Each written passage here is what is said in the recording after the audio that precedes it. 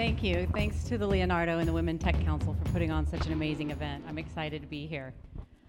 When I was asked to answer the question, what inspires me to innovate, similar to Sarah, I said, well, what exactly is the definition of innovate? So I did what most people would do, and I typed it into Google, and over 2 million results popped up.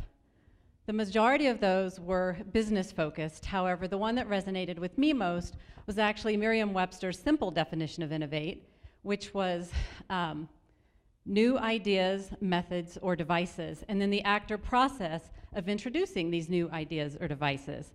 So then that's exactly what I do every day. What then inspires me to do this and keep doing this on a daily basis? Well, there really are two things. The first is a dissatisfaction with the status quo and a belief that something better can be done. And in my world, that's really the way that medicine is practiced. And then the second is a passion for patients and being able to help them by providing a new technology.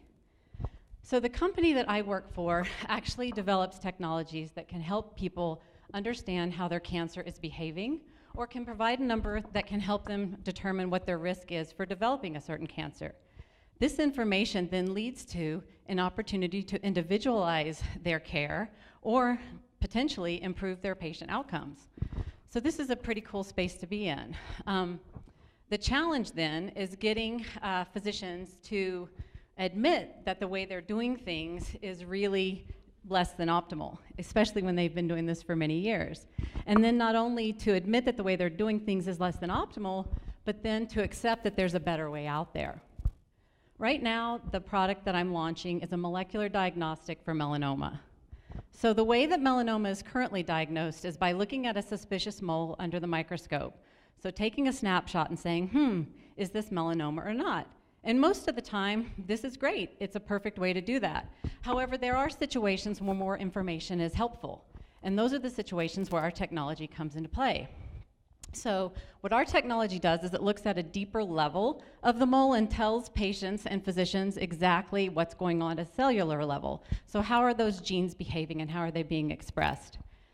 I had the opportunity last week to meet with a physician in Chicago. His name is Dr. Hitchcock, and he was providing me with some feedback on the product. And what he said was, this is kind of a Pandora's box. I don't know how this works. I don't know the science behind it. And because of that, we don't want to use it. And so this gives you an idea of the perceptions we're dealing with and the perspectives that need to be changed in order to get this information out there.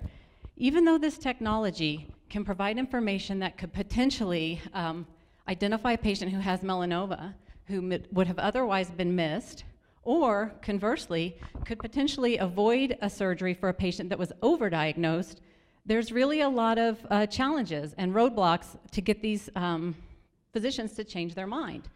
So coincidentally, about 3 days later, he did send me an email and requested me to come out and meet with him and share with him some scientific data that was recently published so that he could learn more about the test. And so if I think about what inspires me, really that's what it is. Knowing that incremental change can happen just by having these conversations and introducing these new ideas and sharing with them new technologies that can help their patients keeps me going every day. And that's what really inspires me to innovate. Thank you.